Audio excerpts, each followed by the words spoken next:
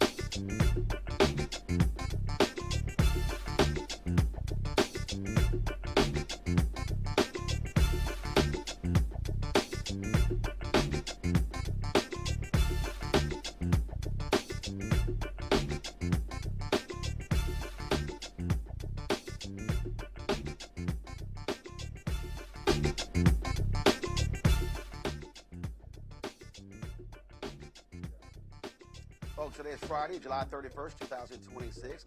Roland Martin Unfiltered, broadcasting live from Santee, South Carolina, where Congressman Jim Clyburn has his 36th annual Rudolph Canzater Memorial Classic, which benefits scholarships for students here in South Carolina in the 6th Congressional District. We'll talk to him a little bit later in the show. Coming up on today's show, research of her family history landed her in federal custody. That's right. We'll talk to a woman who spent 2 weeks in custody for refusing a judge's order to sign away more than 1,300 acres of her family's land, which has been in their family for generations. Also, the Trump administration is doing a dumb decision when it comes to Medicare and Medicaid Services, ending Part D. Plan D will tell you all about that. Mississippi has completed Nolan Well's autopsy, but has not publicly released it.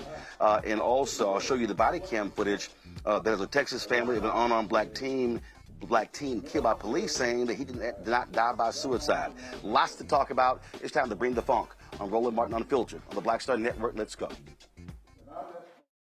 He's got it. Whatever the best, he's on it. Whatever it is, he's got the scoop, the fact, the find. And when it breaks, he's right on time and it's rolling. Best believe he's knowing. Putting it down from sports to news to politics. With entertainment just for kicks, he's rolling. It's on go, roll, y'all. It's Roland Martin, Rolling with Roland now.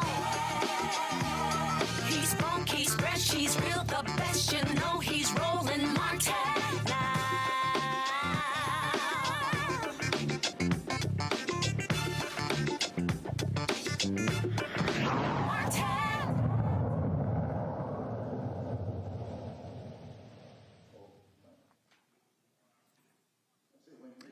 Hey, folks, I am here in Santee, South Carolina, and what you hear speaking right now, that's Congressman Jim Clyburn. He is addressing the folks here.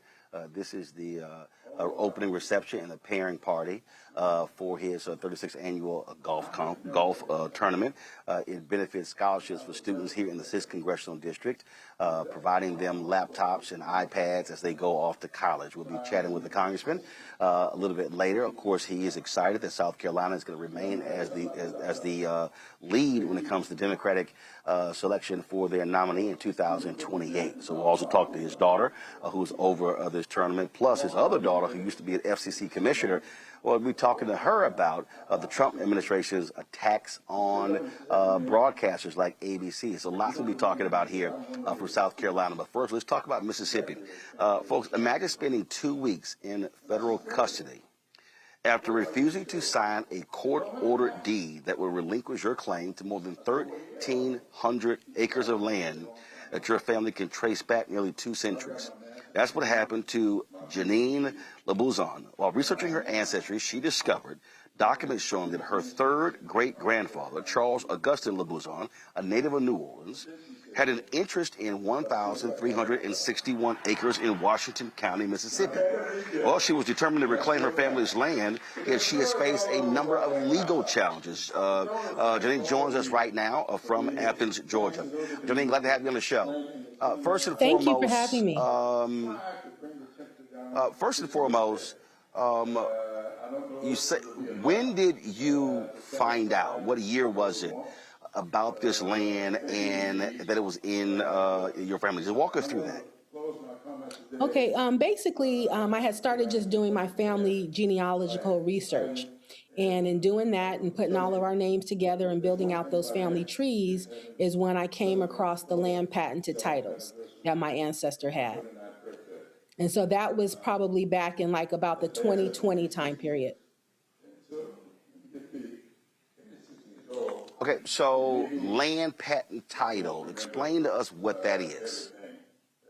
Okay, so land patent titles are the original, the allodial land ownership records that we have in America. So before we had the warranty deeds and things that we currently purchase property on, our country was originally given out in land titles. And so these are land patents. Sometimes they're also called land grants. But these are the original allodial title land ownerships that were issued out by the sovereign government back in the earlier 1700s and things of that sort. And so these are also forever titles. Okay. So when my ancestor's name was included in that title from the U.S. government, it's specifically stated that it's for him and his heirs forever. And so that's how I was able to come and reclaim it today. Okay, was your family once in possession of this land and lost it, or did your family never actually get the land? They were in possession of it, and it was, and probably just somewhere between the first great-grandfather migrating out to California, back in the day. I don't know where all of the full information got lost or just put behind, but nonetheless, it was clear in the records that no one from my family or my grandfather's business partners that were on the land with him ever conveyed their interest out to another party. And so when you don't have that conveyance... So, look... Yes. Right? Go ahead. So when you don't have that conveyance from the original patent title holders, that's when you have a possibility of a claim. Because what that indicates is that someone at a later time period just began to create warranty deeds on the land and operate, although they never did seek that initial permission from the original title holders that is on record. So we know a history of black folks who were run off their land. The Klan was repossessing land. And so what happened with your family? Was the land abandoned, or has the land been in your family's possession all these years and now they're trying to take it? So explain that. Yeah. So the ownership has been there since 1840. It's not until about 1919 that different individuals within the Mississippi area, different companies, oil companies, insurance companies, mineral companies, different families, they just began to operate in and out on the land from that time period. And again, I just came back into the full knowledge of all of the information myself as a Californian. My ancestors did move out west, my immediate ancestry. And so we were able to, like I said, be able to pull all the records up and see that it's still in our full position. That's why they were wanting my signature on their deeds, which led to that arrest warrant that I had. Because we still did have the possession of ownership. So explain that to us. Why did the courts order you to sign it? Why? What was the rationale? Are they not recognizing these documents that you presented? Yes. I mean, in the long story of the short of the case, I was cheated. It was a legal lynching in the sense that as we began our initial complaints and back and forth, my case was dismissed very early, never allowing me my due process of full discovery, where we could have laid out all of the details and information regarding their position and my position. So after she dismissed my case, I was personally contacted first by 2 of the 3 law firms asking me basically, well, since you lost, would you sign the deeds over to our client? And of course, I didn't respond. But then they must have talked to the judge behind the scenes and said, hey, we need you to put that in your order to have her sign the deeds over, because whether they knew it before I came after the land or they learned in the process, they saw that the Constitution did protect me as an owner. And if they wanted to get full, clear title of that land to where they would have possession of the mineral rights, the airspace, and all the protections of a land patented title, they needed the signature of an heir to have that full possession. So she could have just dismissed my case and let it go. But they didn't want to let me go without seeing if I would sign the land over to them. Before I let you go, I want to let Candace Kelly, our legal land. Okay, I'm sorry, go ahead. Right.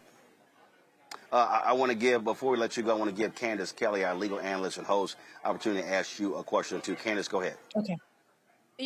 Very good to meet you, first of all. I was very curious about one or two things. One, was there a question about whether or not this had passed over and to somebody else in terms of somebody actually buying it? Was it a bank? I know that there was a forged signature issue that you were asking about.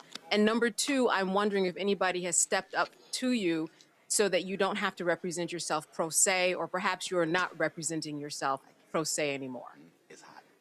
Okay, so to your first question, there was a sales contract that the defendants brought in. I had already pulled all of the records pertaining to this land 5 months before I even went into the claim. So that record was not in the books. I had that pulled by a professional abstractor. But anyways, it was thrown back into the discussion. But there was two major red flags, not just the sales contract of 1848 that is highlighted a lot in the news. This contract was also tied to an 1836 derangement title. So they presented that with the sales contract, although that doesn't get highlighted in my court documents as much. But why that's significant is because the 1836 derangement title is dated before my grandfather even had the patent. As I said, he only got the patent in 1840. So there could have never been an 1836 derangement title filed, connecting all of these land parcels, because my grandfather didn't even have the ownership. So that was the first sign of fraud. And then they said he sold it in 1837, got it back in 1842, and then sold it again in 1848. Although most of the court documents is starting the conversation from the 1848 sale, it's important to understand that pre-information, because he could have never sold it in 1837 when, again, he didn't even have the patent in his ownership. So there was a long list of fraud that was leading into that actual contract that did not have his signature on it, that is half readable. And then if you really read the 1848 sales contract, it still doesn't say he conveyed all of his interest. It says he conveyed a quarter of his interest. So that means there's still 3/4 of an interest still there, even if the sales contract was legit. And that's what's being recognized in my second case. All right, so Jennine is to set up a GoFundMe to help her fund this legal battle. Folks, go ahead and show that on the screen. So if you want to assist her in that, please do so. And so you see it right there. Jennine, we appreciate you joining us. Keep us abreast of what happens next in this case. Much. Thank you so much. All right, thanks a lot, folks. Thank you. Folks, as I told you, I'm here in Santee, South Carolina, where Congressman Jim Clyburn is having his annual golf tournament. And so y'all know how I feel about golf. Now, he claims he's a big-time golfer. I ain't never seen it.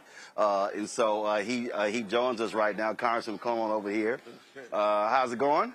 Going great. Going great. All Thank right, you so much for being here. Glad to be here. So first and foremost, for folks who don't know what this is about, I keep telling people I go to golf tournaments all around the country, and a lot of our folks, we're raising hundreds of thousands, millions of dollars for our kids. Absolutely. This tournament started 37 years ago. This is our 36th annual tournament. We were doing this even before I got to Congress. And who's it named after? It's named after Rudolph Canzater, who was a young man, was young at the time, who died in a precinct, counting votes. He was a guy that used to drive for me, became a fast friend. He told me one day, he said, "No, I'm going to do everything you ask me to do to help you with your political career. But I'm not going to be satisfied until you run for Congress. And of course, when I did run for Congress, he had passed away. So when he passed away, I named this golf tournament in his honor. And we will give out tomorrow night 171 scholarships. Each one of those young people will get a laptop from Dell and a software package from Microsoft, and they will be going to colleges and universities all across the country. We only have 2 qualifications. Number 1, if you live in the 6th Congressional District, you're eligible no matter where you go to school. If you go to school in the 6th Congressional District, you're eligible no matter where you live. And so we have students come in from California, and we have students who will go out to California. So we keep those 2 criteria, and that's it. So 171 this year. How many scholarships do you think you've handed out over 36 years? It's over 2,000 scholarships we have given out. We were never as big as we are now, not always as big. We started out, in fact, the first year I had to write a check, to give a $500 scholarship to one of the young people, and the only one we gave that year. Last year we gave out 200, and 200 the year before. And so we are now giving out well over 2,000 scholarships, and somewhere around $6 million. Okay, all right, that's big there. So let's now talk about South Carolina staying #1 in the cycle. It was a battle. Many other states, Iowa desperately wanted to reclaim their spot. New Hampshire was fighting for it. Nevada was fighting for it. But how does South Carolina prevail to stay first in the nation when the Democrats vote in 2028? Well, I think that the Rules Committee looked at what the playing field was. There were 6 states that they were going to select, and they were drawn from a lot of states that made the run. Now, South Carolina had traditionally been in this so-called pre-primary window, but until the last cycle, we had been right around 3rd and 4th. And of course, this time, they decided to broaden the field, bring in 6 states, and then once they looked at what 6 states would be, then they looked at the 6 states to decide how they should be ranked, 1st, 2nd, 3rd, through 6th, and decided that because of the demographics of South Carolina and because of the record that South Carolina produced in vetting candidates, that South Carolina made the most sense to go first. It will be followed by Nevada and I believe New Hampshire, and then those 3, and then they'll go to Michigan, Virginia, and New Mexico. So it was an interesting battle because what you had is you had a lot of white progressives, right. Why are we doing this? We have no shot at winning that in the general election. So why should we go there? Many African Americans said, wait a minute, huge black voting block there in South Carolina. Sure. Black folks are the basic Democratic Party, and the thing that what I said was, by South Carolina going first, many of our interests are going to be on the table first, and those candidates have to be able to answer those issues. And yeah, I know before it was like you go to Iowa, you go to New Hampshire, then South Carolina, but now they're going to have to deal with that up front. Absolutely, and they should. The fact of the matter is, you want to win in November. That is the big thing, win the presidency. So you ought to put the people on the field who demonstrate that they can appeal to all those corners that make up this party. The African-American vote is very important to the Democratic Party. And so why would you have them in an also-ran position? They ought to be in the mix early on because even if you don't know, when you get to South Carolina, after the results come in, you might find out what it is that you don't know. And you might find out how to improve that which you know a little love. It was also amazing. Every time it was Iowa, New Hampshire, we would see these stories. Oh, you know, it's retail politics, and, you know, and they would talk about how just really smart these voters were and the questions they asked. And I'm going, well, it's not like black folks aren't doing those things in South Carolina. Right. And so, you know, black folks in this state looked at various candidates, and also wasn't about race. I remember when Sharpton ran for president, right, and it was a brother, he ran a magazine in New York. He said, oh, he's winning South Carolina. I said, no, he's not. He said, he's not going to win. He said, I bet you a steak dinner. I said, okay. I said, no problem. And then he had to pay up. And then he hit me. He said, I don't understand. How does Sharpton not win in South Carolina? I said, because black voters are examining who do they think can win the presidency. Yeah. I said, so you just can't assume if you black, you're going to win in South Carolina. Absolutely. No, I said black folks are some of the most astute political folks, and we make decisions in the same smart, strategic way as others. And I wish people would pay a little more attention to that. The fact of the matter is, I do not take black voters for granted. Why should you? And I've been black pretty much all of my life. So I spend my time, as I'm doing here, with the African American community, because I think I need to demonstrate time and time again that I am interested in their dreams, their aspirations, and I'm going to do what I can to help them to fulfill them.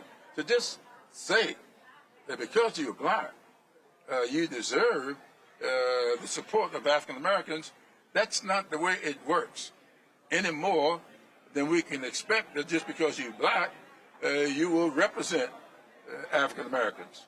I'm just now thinking about the Supreme Court. You did an interview that caused a little stir.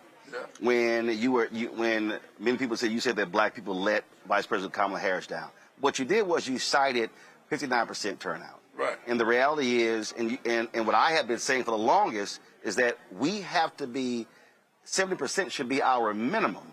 Because if we hit that number, all of a sudden we can sweep elections all over the place. Absolutely. And a lot of people didn't quite understand that, because when you cited 71% of whites, that there's no way we have a shot at winning North Carolina, Georgia, Ohio, right, Michigan, if we don't get the turnout in Milwaukee for Wisconsin, Texas, and other places.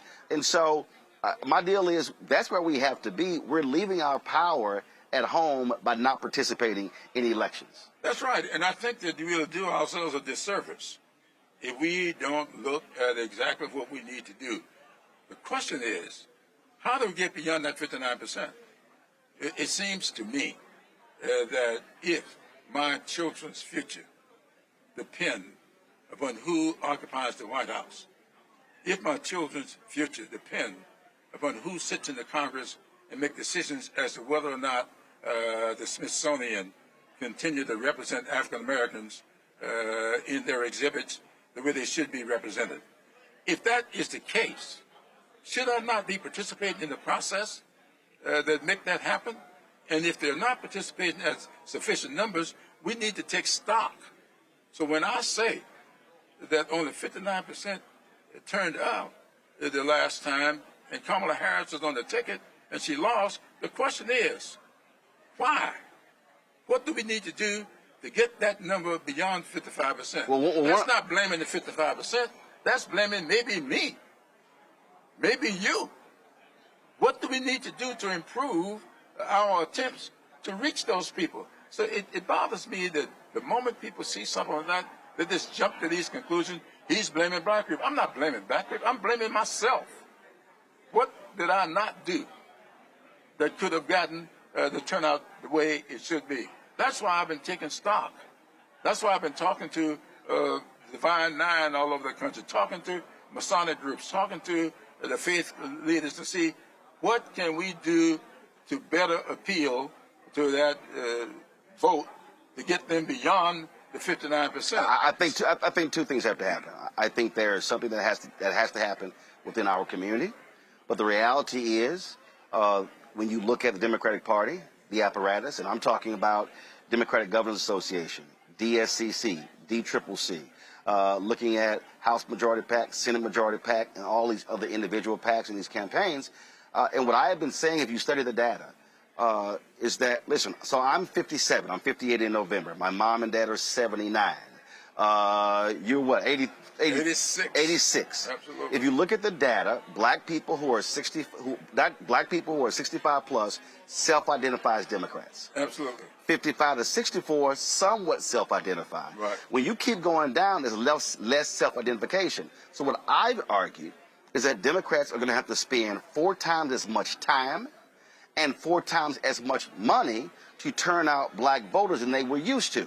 I said that, and it's no disrespect to Obama, but Obama did not need the black political infrastructure that was in place that Reverend Jackson, Ron Brown put in place. Right. The problem is that infrastructure was obliterated because of those 8 years of Obama. And so these white male Democratic strategists are not listening to understand you can't just sit here and say, well, we're going to spend $2-3 million, but we're going to raise $1 billion. I mean, the reality is the Kamala Harris campaign raised more than $1 billion, right. And then push it the other PAC, only $22 million went to black-owned media.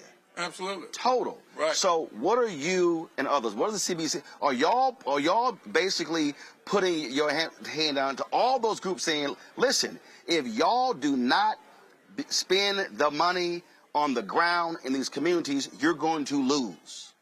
Look, it's kind of interesting. You talked about the most recent kerfuffle. Several weeks ago, I got a lot of crap from a lot of people because I said we are losing because we are relying on the consultant class. These people that we are spending all our money on do not necessarily have the understanding of the communities that we need to energize. Right. And if you do not sit in those AME churches the way I do, you do not sit in those Southern Baptist black faith groups that I sit in. Or go to the places where young folks aren't even going to church anymore. Absolutely.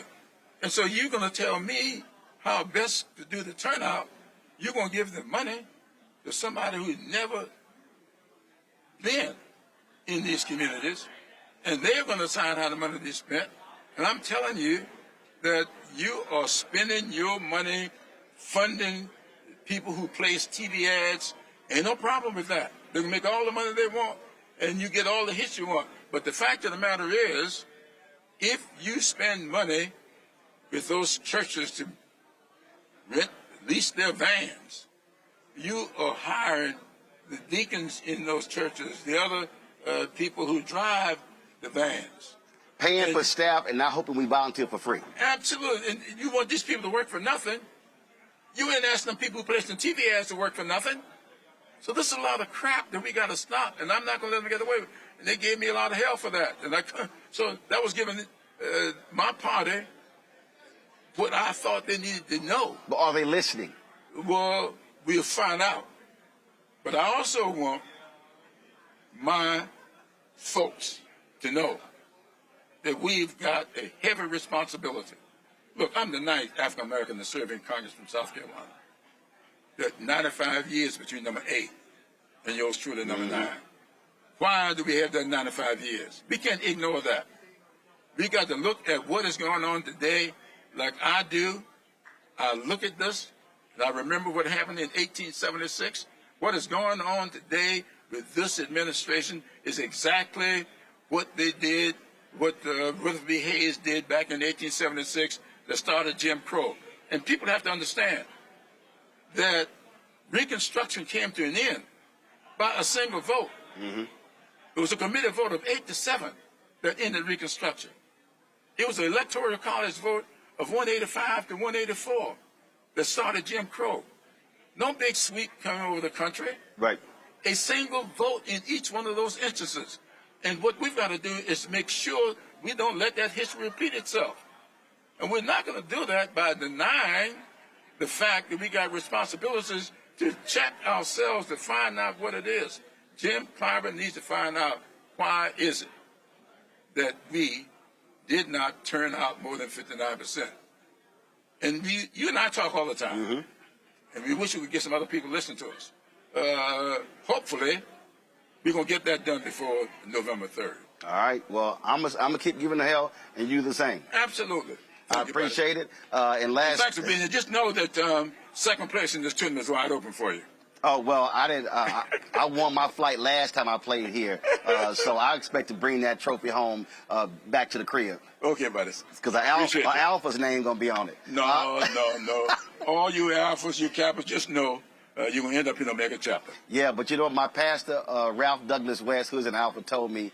He said Jesus was the alpha and the omega, but when he was in that Omega chapter, he said this ain't good, so he got out 3 days later. That's a pretty good one. I appreciate it, Congressman. We're going to go to a quick break. We'll be right back. Roland Martin Unfiltered on the Black Star Network. You got me. He just told me that one a week ago. Let me get personal for a second. My mom had questions about her Medicare, so she called Chapter, a Medicare advisory company, and she texted me right after saying it's a great benefit. It was easy. A real person walked her through the whole thing, and now she understands better what's going on. But it's not just her. A woman in Yonkers wrote in saying the process was so simple, the enrollment was easy, and she was so glad she called. Then there's Marilyn, 90 years old, in Florida, living on Social Security. Her premium climbed every single year north of $400 a month for coverage she could barely afford anymore. So what does she do? She called Chapter, and they found her the same top-tier coverage for hundreds of dollars less. 90 years old, and finally somebody in her corner. I hear stories like that again and again from our community. The Medicare system was not built to work for you. Too much fine print, too many plans. Yet Chapter's advisors are independent and honest, the only Medicare advisors that compare every plan nationwide. They're focused on one thing, what actually works for you. If you're already in the right plan, they'll tell you. No games. And people who switched with Chapter saved an average of $1,100 a year. All it takes is 20 minutes. You talk to a real person, and it's completely free help. So call Chapter at 724-264-8281, 724-264-8281. That's Chapter. Let me ask you a question. Why do so many people seem to think they know black men so well? What they think we want, what they think we need. Hell, they even tried to tell us why and how we voted, but never had a conversation with us. Never asked us how we felt, what brings us joy, what makes us angry, what makes us scared. How do we live? That's what this show is about. No translation, because we don't need anybody speaking for us. We can speak for ourselves. This will be a show where we bring brothers on that you don't see on every other talk show. Nope. Brothers that are doing work in local communities with black men for black communities. We're going to hear each other and try to understand, so perhaps we can move forward together. No translation, because we don't need anybody speaking for us. Nope. What we need is each other. No translation, right here on the Black Star Network. Check it out. Hey everybody, I'm T.D. Jakes, and I want to encourage you to watch Roland Martin Unfiltered. It'll blow your mind.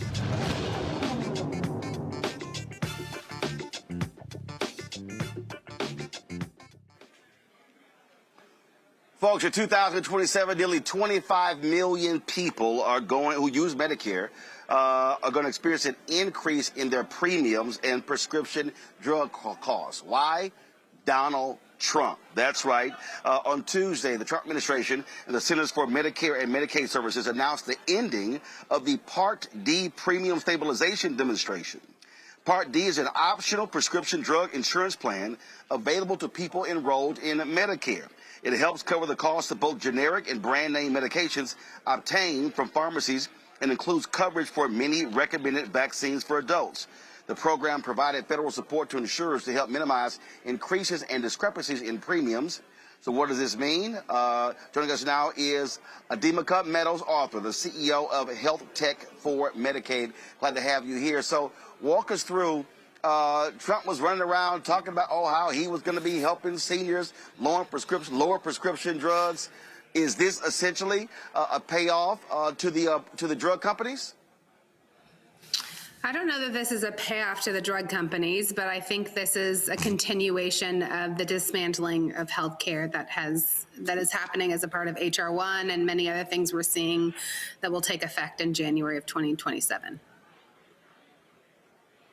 Okay, so walk us through again. What does this mean? So numbers. What is someone paying right now average person, and what will they be paying once this happens in 2027? Well, it's hard to answer that question. I think that let's go back a little bit and explain this. So Part D is the part of Medicare that helps pay for prescription drugs, right? This is not Medicare taking away prescription drug coverage tomorrow. It's CMS removing kind of the temporary cushion that keeps the monthly premiums for certain Medicare drug plans from rising too quickly. And why that, so it's like, think of it as the government ending a coupon that helped us hold down the monthly price. So beginning in 2027, some seniors who have the original Medicare plus separate Part D prescription drug plan may see much larger premiums increase. And we do not know the plan's price yet because that is not set until September. So people should not panic, but they should pay very close attention to this fall. And I could give you some numbers if that's really what you want to know. Yeah, go ahead. Yeah, go ahead. No, go ahead. So Give us the numbers. I think this matters for Black America, right? Because many of our seniors are already managing lots of prescription drugs, right, on fixed incomes, right? So 1 in 4 Black Medicare beneficiaries had an income below about $20,000 in 2024, which is the latest data we have. And Black beneficiaries are more likely than white beneficiaries to report cost-related problems in getting their health care. So, you know, a higher premium may look small, but when it comes to you paying for your groceries, your light bill, or deciding which medication gets filled, obviously you need to have, you know, lights and you need to eat, right? So meds usually are the first to go. So when does his start in 2027? Is it January or later in the year? January 1st. Nope, starts January 1st, and these rates are not set until September. So in September is when we will hear about some of the rates. Now, what you should know is you shouldn't cancel your plan today. You need to watch for your plan's annual notice of change, which usually comes out in September, and then you compare your plans during your Medicare open enrollment. Medicare open enrollment is October 15th through December 7th. So you have time to look and compare plans. People who have limited income, which is most seniors, right, should also check to see if they qualify for something called extra help, which is there to see if they can even further help reduce their Part D premiums and their prescription drug costs. But I want to bring in my panel basically, Yep. Yeah, go ahead, please. I'm going to bring in my panel right now. Joy Chaney, she is the founder of Joy Strategies out of D.C. Michael Imhotep, host the African History Network show out of Detroit. And, of course, Candace Kelly. Questions, I'll start with you, Joy. What's your question? So I do healthcare work. Let me just add, adding what our colleague just said here. So what this administration has done is between Medicaid and ACA, so ending the tax credits, which is, similar to ending these subsidies, right? 8 million people have already lost their health care. We expect that to go up when the big, beautiful bill or big, ugly bill takes effect in the new year. So now, on top of that, seniors, if they hadn't been caught up in ACA, right, or Medicaid, right, are now being caught up in having this removal of the Medicare Part D subsidy. And if you're thinking, well, then maybe I'll go get extra help, assuming extra help remains, we know that more people are going to be trying to get extra help, which will make it more difficult for people to get extra help, including those who are on it. So I just, would love, if there's anything that our guest wants to say about that. I know that wasn't a question, it was a statement, but I think it's important to put together the constellation of crisis. And even if you aren't on one of these government programs, hospitals are closing, emergency wards are closing, maternal health wards are closing right now. That will continue next year. That means everyone, regardless of how you present at a hospital, are going to see frustrated interactions and higher lines and longer waits and et cetera at your local hospital, especially in rural America. If your guest has anything to add about that, please do. Sorry for the diatribe, but I had to underscore it. No, I think you're absolutely correct. I mean, this is a decimation of our healthcare system for all of us. I think you cannot cut Medicaid by $1 trillion and now start to impact our seniors by cutting Medicare. The ACA cuts impact the exchange. I think this is an all-out assault on healthcare in this country. And yes, you're saying rural hospitals close. We are all going to be hit with the impact of our emergency rooms being overcrowded. The uninsured in this country is going to go up tremendously. All of these cuts are hitting all at the same time post the election cycle, right? It's all happening in January of 27. One thing I do want to caution people, though, is do not choose a drug plan based solely on your premium. A cheaper plan can cost more overall if it does not cover your medication.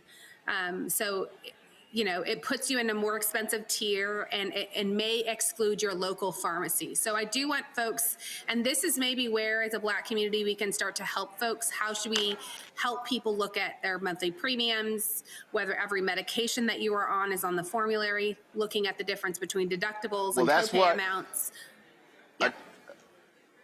Well, Adiva, that's why we partner with Chapter for that very reason. For folks to be able to, it's a free service for them to be able to call. And so we partner with them for the last couple of months, and we've extended our partnership with them over a year. And again, look, my parents hit me up and showed me the savings that they've actually made as a result. So what you're talking about is exactly what we're doing here on Roland Martin Unfiltered and the Black Star Network. Question from Michael. All right.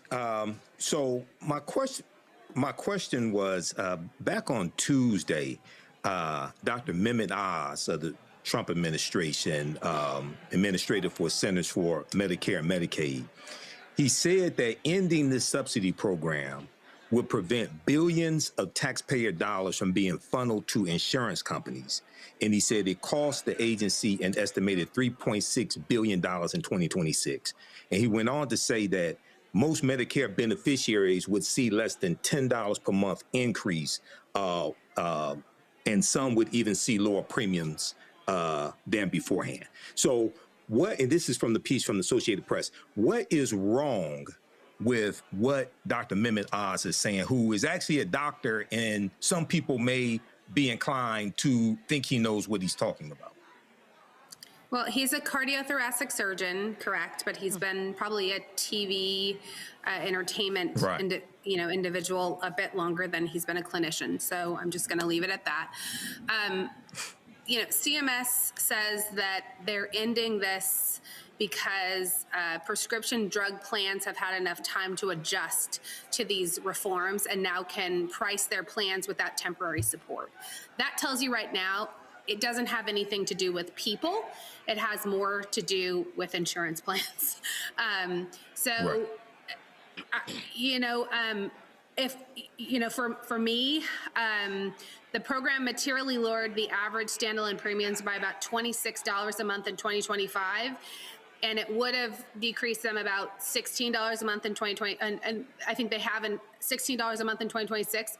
Doesn't sound like a lot of money, but if you're on a fixed income, you know, that's a significant amount of dollars. I mean, per month, you know, think about what $26 per month, you know, times 12 months is. That's a lot of money for people. As when you look at the average savings, I mean, I don't know, I'm not a financial services person, but if you look at the amount of savings that most seniors have in their bank account, it is not very high. Candace. How will this affect the maternal mortality rate given the discrepancies and the way that Black mothers are treated? Does this trickle down and affect that arena at all? Well, so Medicare is over 65, right? So this particular issue is not going to impact, I mean, we don't have very many 65-year-olds having babies, but the Medicaid issue will significantly impact the Black maternal health issue. And so this issue right here for Medicare will not impact maternal or birthing health at all, just due to the age of which you qualify for Medicare. But Medicaid, $1 trillion cut to Medicaid, will absolutely impact our maternal health crisis and deeply impact Black Americans, Native Americans across the U.S. All right, then. Well, we certainly appreciate you. All right. Well, we certainly appreciate you joining us, educating our folks on this. And again, what we really try to aim here is to help folks out, giving them a warning, preparing for what comes next. Thanks a lot. Sure. All right, folks, going to go to a break. We come back. MAGA, if you have been accused of sexual assault, they got no problem still supporting you.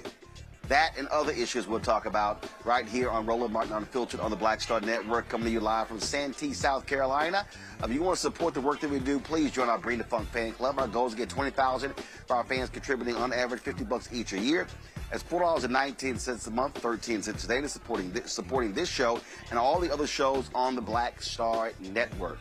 If you want to give via Cash App, use the Stripe QR code. You see it right here on the screen. As for credit cards as well. If you're listening, go to blackstarnetwork.com for ways to give. Checks and money order. Make it payable to Roland Martin Unfiltered. P.O. Box 57196, Washington, D.C. 20037-0196. PayPal's R. Martin Unfiltered. Venmo RM Unfiltered. Zelle Roland at RolandSMartin.com. Roland at RolandMartinUnfiltered.com. We'll be right back.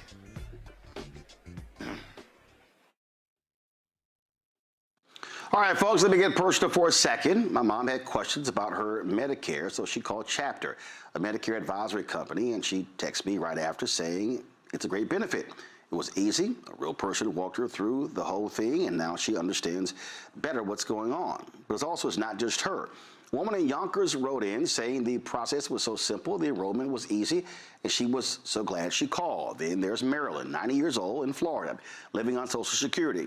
Her premium climbed every single year north of $400 a month for coverage she could barely afford anymore. So what does she do? She called Chapter. They found her the same top-tier coverage for hundreds of dollars less. 90 years old, and finally somebody in her corner. I hear stories like that again and again from our community. The Medicare system was not built to work for you.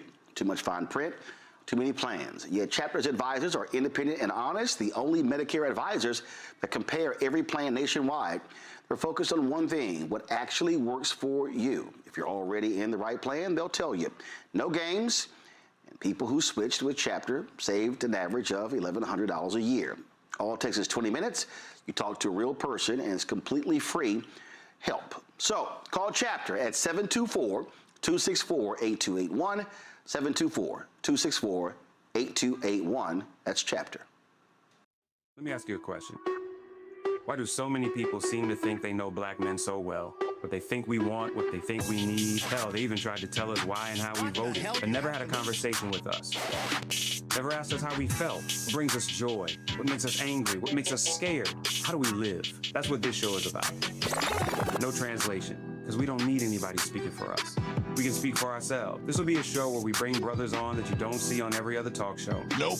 Brothers that are doing work in local communities with black men for black communities. We're going to hear each other and try to understand so perhaps we can move forward together. No translation, because we don't need anybody speaking for us. Nope. What we need is each other. No translation, right here on the Black Star Network. Check it out.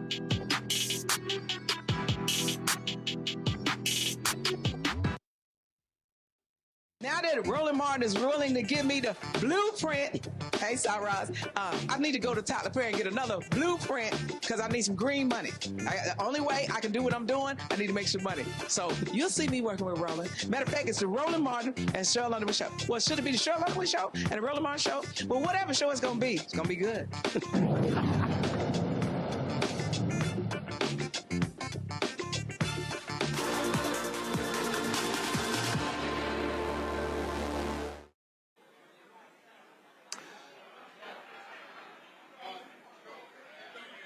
Well, y'all, this just in, the sheer stupidity of Donald Trump, his Department of Justice. They have dropped charges against the former Olympian, David Hearn, who they accused of damaging the Lincoln Memorial Reflecting Pool.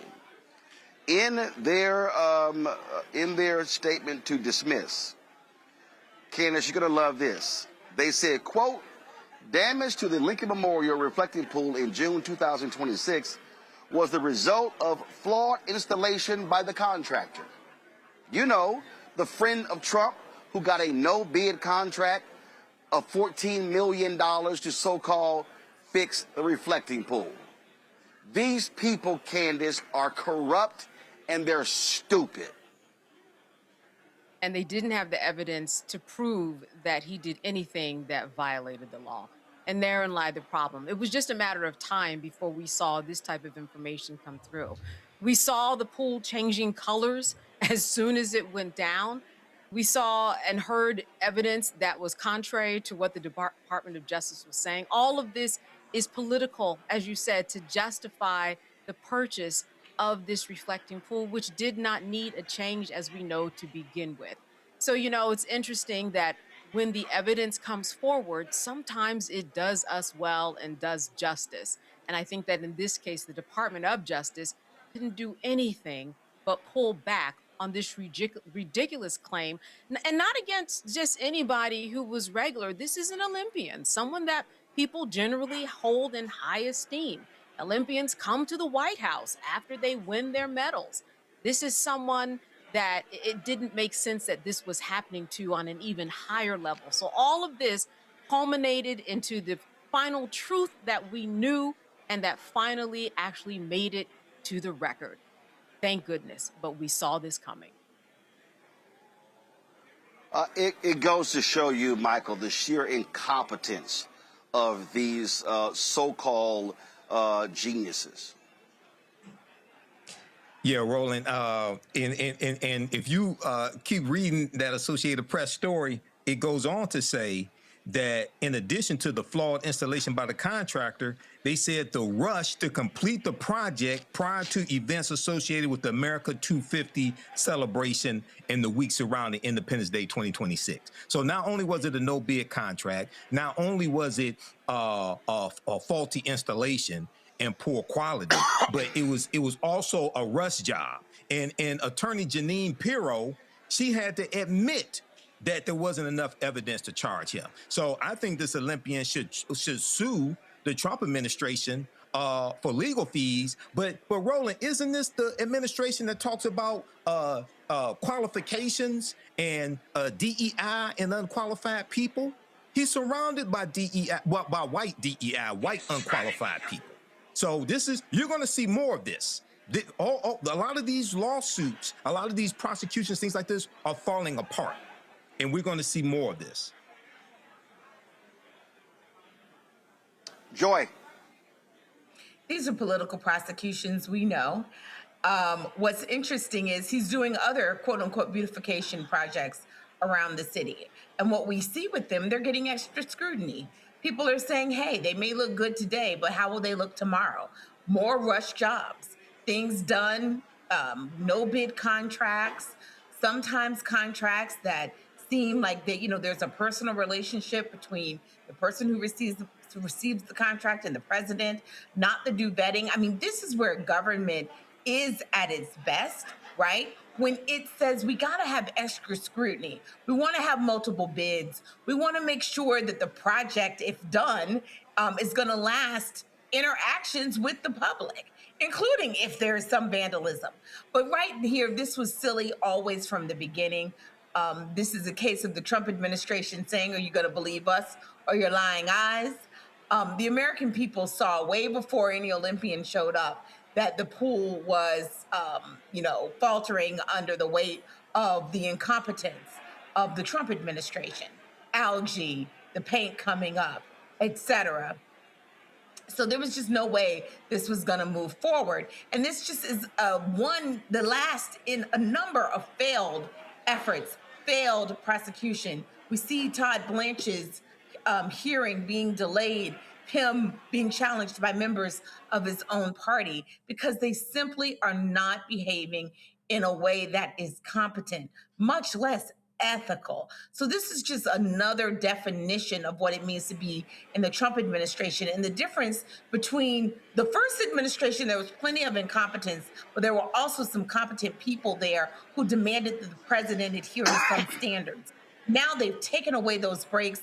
He's surrounded himself by sycophants and, frankly, people who aren't up to the task, because if you were, you wouldn't be working for him. And this is the result.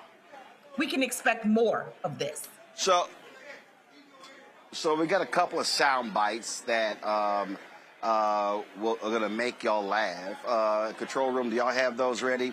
You have the prosecutor in the District of Columbia, Jennine Pirro, at the news conference, just going on and on and on about this. Then you have the Interior Secretary, Doug Burgum, who, he is adamant about what happened. So wait till we play those for y'all so you can hear these fools. And see, this is the problem.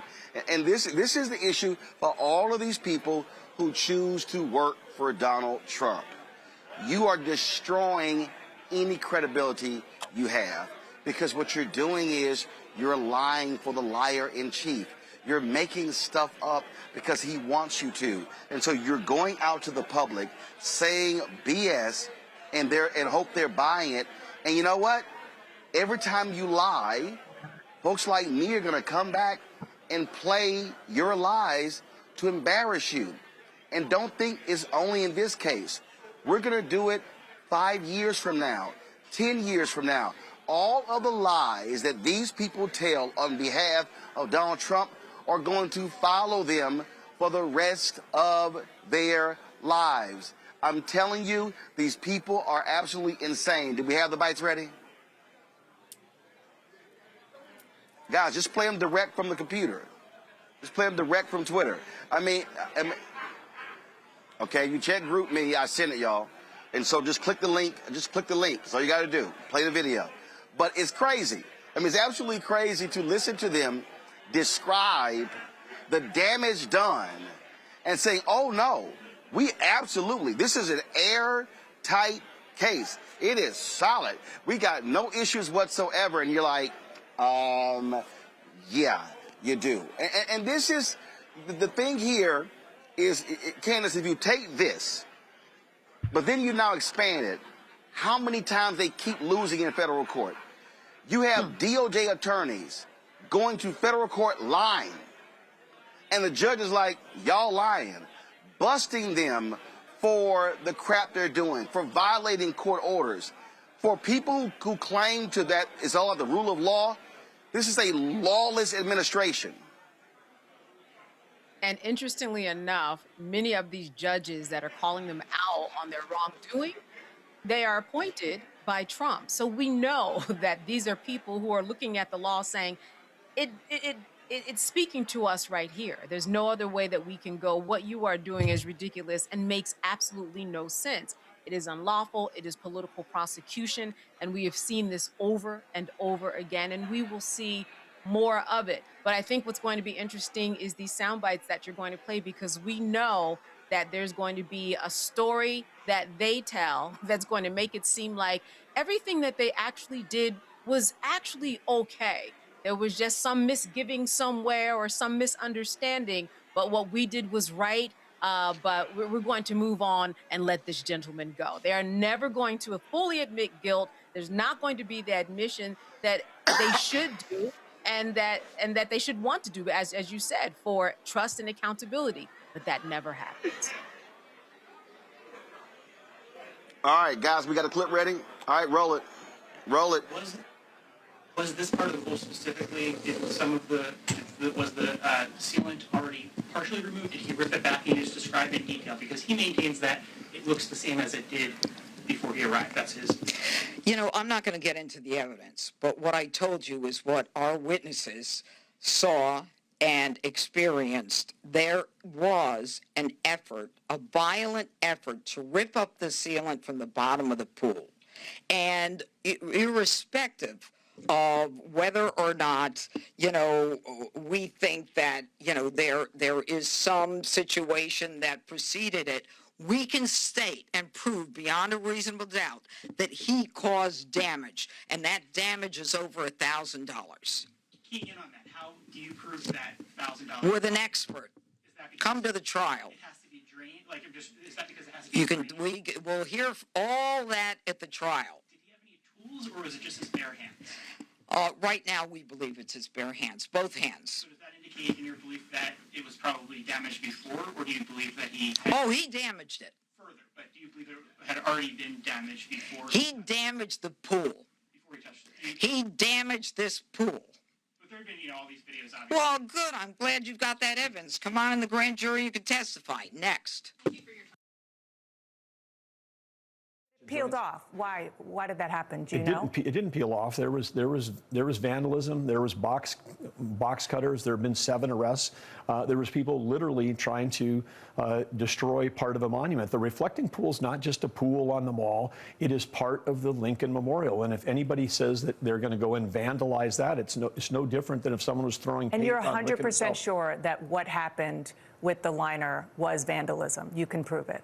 Oh yeah, absolutely we can, and as we drain it, we've got all the photographs we can see. I mean, there's no possible way. There are photographs of a person or people cutting a 300 or 350-foot gash in the bottom of the reflecting pool? Dana, I'm not sure why you and others in the media think that you want to keep trying to question whether or not this is an industrial liner. Every farmer and rancher in America that's had their pickup liner lined by this sprayed-on liner knows that you literally, it would never just like peel off or fall off. This is like a strong material, and it's the size of 8 football fields. And the only way you can end up with actual slices in one spot and not the other is that someone physically cut it. And so but the pool itself, it's not leaking. It was leaking 45,000 gallons a day. It's finally been fixed by President Trump. And the American flag blue is working perfectly. And again, it's beyond me why. I mean, the real scandal is about the fact that the state of our capital was in such total disrepair that some people, no one was reporting about. No one was reporting about the pro-Hamas graffiti on the. Mr. Secretary, you and I talked about this last month. Yeah, and we're still talking about it. Well, because it was July 4th and the reflecting pool was closed. It was closed because it's surrounded by fireworks. It's closed every year on the 4th of July. But it was closed prior to that in order to fix the reflecting pool. It was closed because the largest fireworks display in the country we talked about was set up, and it lines either side of the reflecting pool. You can't have people around fireworks when they're being set up. Now that the fireworks will come down, the fence will come down. The fence was there because of the fireworks. Copy that. We can prove it beyond a reasonable doubt. How about that, Michael? Yeah, see, Roland, this is an example. You remember last week, Friday, I said they'll say one thing on Fox News, but when they go to court, it's totally different. Okay, that's when we found out that the Trump administration attorneys admitted that Trump and Russell Vought canceled grants to states that voted for Kamala Harris. Here, they're saying something on Fox News and at the press conference that the attorneys weren't saying in court and in the court filing.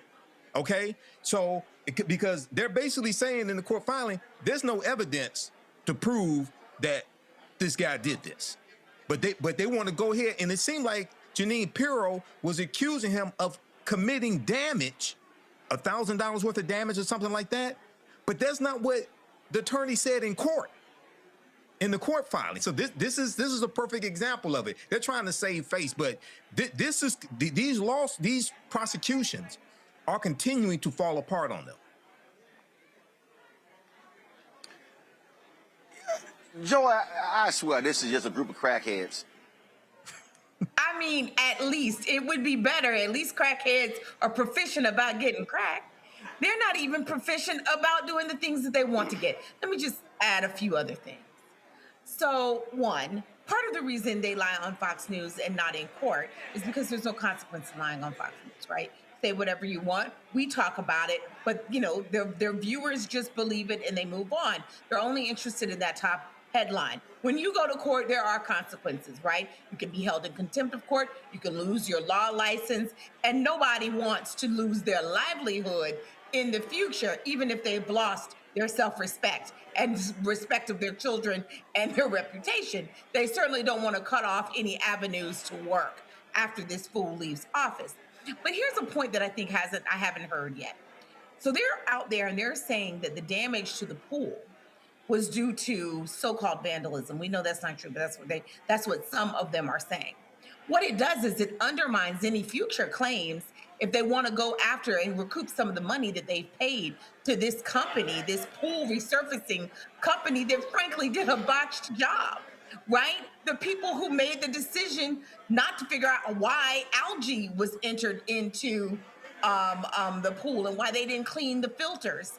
Like, so they're really undermining any kind of recourse to get money back for the American people who wasted our tax dollars and our money on these beautification They're not going to get that money back. Joy, they're not going to get that money back because Trump hooked up one of his buddies.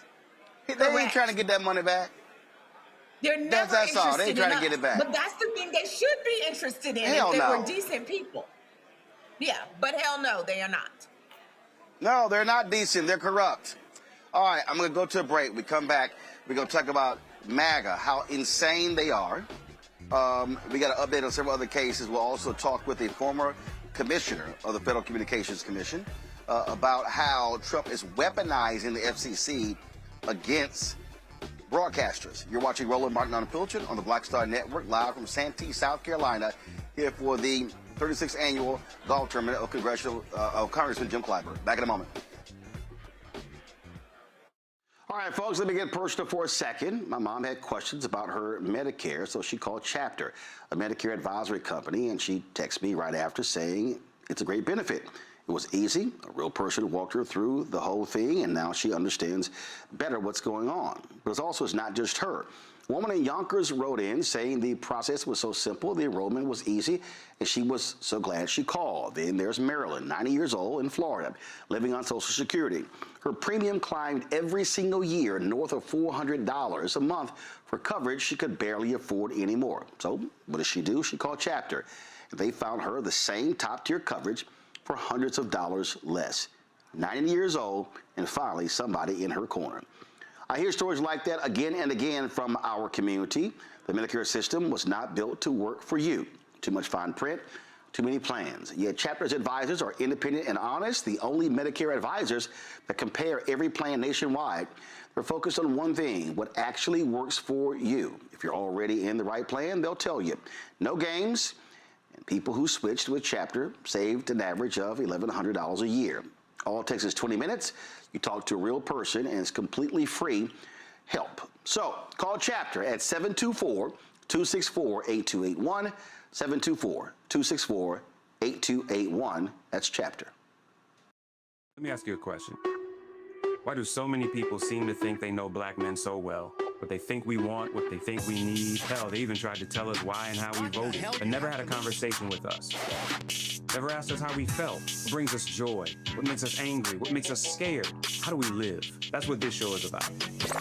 No translation, because we don't need anybody speaking for us. We can speak for ourselves. This will be a show where we bring brothers on that you don't see on every other talk show. Nope. Brothers that are doing work in local communities with black men for black communities. We're going to hear each other and try to understand so perhaps we can move forward together. No translation, because we don't need anybody speaking for us. Nope. What we need is each other. No translation, right here on the Black Star Network. Check it out. If in this country right now, you have people get up in the morning and the only thing they can think about is how many people they can hurt, and they got the power, that's the time for mourning. For better or worse, what makes America special, it's that legal system that's supposed to protect minorities from the tyranny of the majority. We are at a point of a moral emergency. We must raise a voice of outrage. We must raise a voice of compassion. And we must raise a voice of unity. We are not in a crisis of party versus party. We are in a crisis of civilization, a human rights crisis, and a crisis of democracy itself. And guess what? You've been chosen to make sure that those that would destroy, those that would hate, don't have the final say, and they don't ultimately win. On a next, A Balanced Life with me, Dr. Jackie, a relationship that we have to have. We're often afraid of it and don't like to talk about it. That's right, we're talking about our relationship with money. And here's the thing, our relationship with money oftentimes determines whether we have it or not. Balancing your relationship with your pocketbook, that's next on A Balanced Life with me, Dr. Jackie, here at Black Star Network. With medicine and science under attack, I want to keep you and your family informed and healthy. I'm Dr. Ebony Hilton, and I knew at the age of 8 that I wanted to be a doctor. So I studied hard and became the first African-American female anesthesiologist hired at the Medical University of South Carolina since its opening in 1824. And I always say I was made into a doctor, but I was born to be a mom. And as a new mom, wife, sister, daughter, and friend, I understand how frightening a medical crisis can be.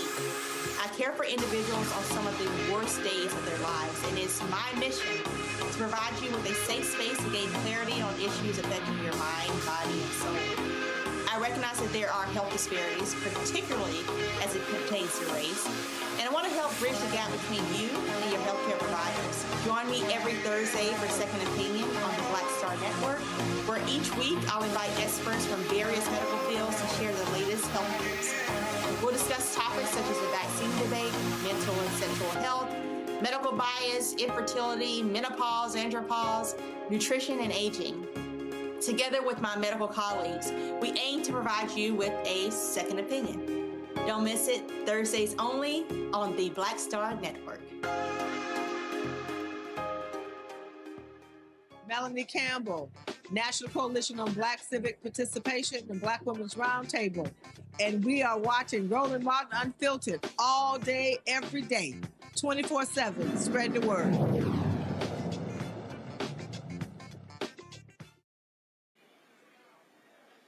All right, folks, an update on the Nolan Wells case. Mississippi officials have confirmed the autopsy on Nolan Wells has been completed, although it's completed, no word on when it's going to be released.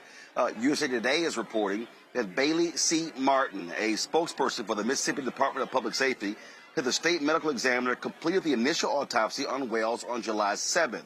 Mississippi's 19th Circuit Court District Attorney Angel Myers McElrath has said that key evidence, like the state's autopsy report, will remain under wraps until the case was presented to a grand jury. Now, we've all heard the audio and the enhanced audio from the emergency calls made by Nolan Wells' friend. Now, that audio is leading to more questions about what happened the day the 18-year-old disappeared and what led to his death. On Thursday, at the National Urban League's annual conference in Nashville, family attorney Ben Crump gave an update on the case, and his parents, Christine and Elmore Wansley, they also had a lot to say about the investigation. Nolan Wells goes with friends, celebrating the 4th of July. All the friends come back. Nolan Wells tragically washes up on the shore 2 days later, dead. And so we know all the current events that have been happening. We are announcing that we have the audio from the officials, and we have retained and are consulting with some of the foremost audio engineering experts to review those audio tapes from the CTO call in its entirety.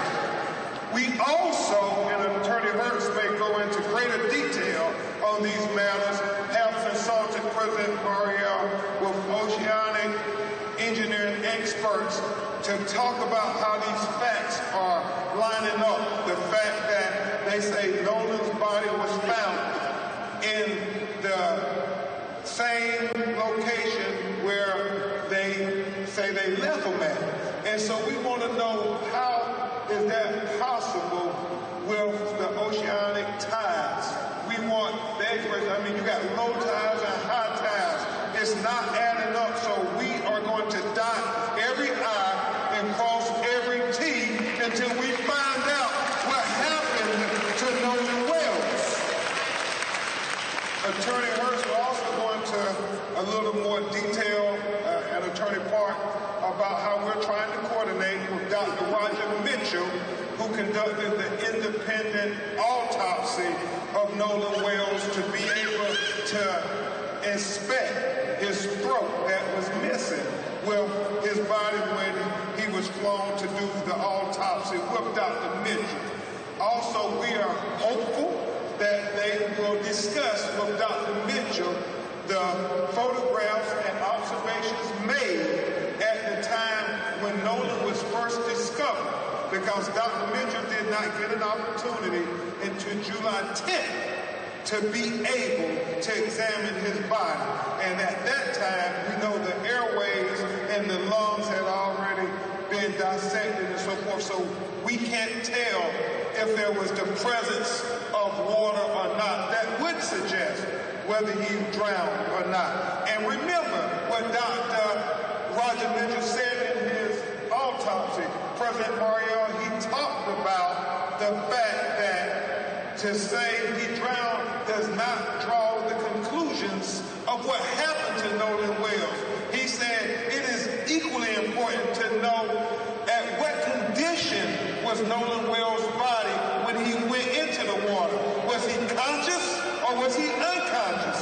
Was he forced into the water or did he go unforced into the water? He said all of these things are very important. And so we're dotting I's and crossing T's. We are focused on getting to the truth, and we stand for the truth. Me and everybody on my legal team stand for the truth, no matter who it implicates or who it exonerates. We stand for justice, no matter who it convicts or who it acquits. And we stand for transparency, so everybody can see. And that's all we want. We want answers. We're not casting aspersions on anybody. We are saying that we want to make sure everybody who is remotely involved has their questions answered to make sure we have a full and fair and impartial and transparent investigation. And is that too much to ask for these broken-hearted parents? Is that too much to ask? That's how, if it was your child, wouldn't you want the same thing? And I get it, they're attacking me, they're attacking Reverend Al, they're attacking the parents of Nolan Wells. We don't care about those distractions. We ain't no ways tired. We are completely focused, completely laser focused on getting to the truth, the whole truth, and nothing but the truth. So help us, God. And so the threats, the attacks mean nothing to us. We will not be deterred. Look into our eyes. We're going to get to the truth.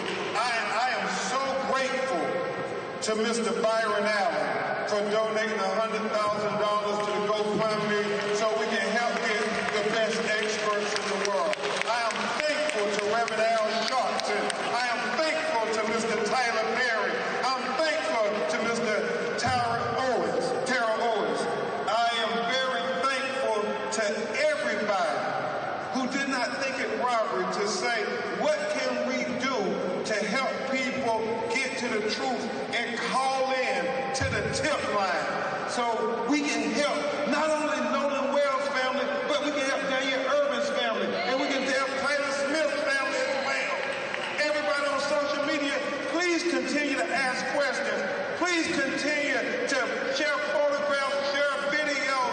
It all helps us solve this potential of what happened to Nolan Wells. I mean, isn't it so important? Somebody saw something. Somebody knows something. As Christine and Elmore have said, if you're really Nolan's friend, you know in your heart of hearts that if the roles were reversed, that Nolan would say something. He would call and tell what he saw. And so that's all they're asking. Do for Nolan what he would have done for you.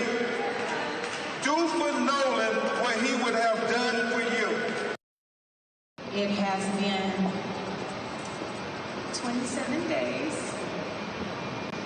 since we have been able to talk to our son, to hug him, to tell him we love him. This has been the most difficult time we have ever had. I want to tell you who Nolan was. Nolan was a God-fearing, God-loving child. He loved everyone. He was the person who would just make you feel comfortable just being in his space. He was never one to exclude. He always wanted everyone to be happy, to feel good, to have purpose. He would lift anyone up. It didn't even matter if he didn't know you. If you took that moment to just tell him a little bit about yourself, what you wanted to do in your life, right then and there, Nolan would be your biggest cheerleader. Today we are begging, because I'm not too proud to beg. We are begging, if anyone knows anything, his friends, strangers, please call the hotline, because we will not be able to rest until we get answers. But please understand that all of these distractions, these other questions that people, the attacks that people have sent our way, just know we will not be distracted. We are ready to do whatever we need to do as his parents to continue advocating for him, because Nolan is not here. He is not here to speak for himself. He is not here to tell us what happened. So again, we will not rest until we get answers. And if you know something, you need to let us know. Please do not be afraid, okay? Thank you all so much again. We truly appreciate your love and support.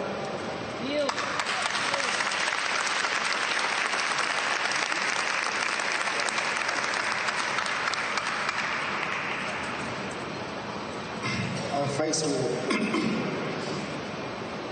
a new challenge every morning, and trying to process this.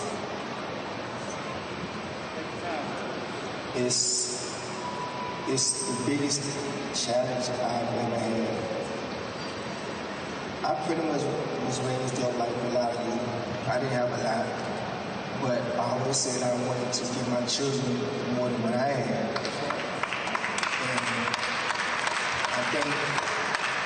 I think me and my wife did that. We raised Nolan to love everyone, be kind to everyone, because it was just the right thing to do. I got a lot of stuff going, but what I really want to say is, like my wife said, if you know something, and you are really, if Nolan was really your best friend, or for the people who say that he was their friend, please come forward and tell us what you know. All we want to know is the truth. We're not blaming anyone. We just want to know the truth. Any parent wants that.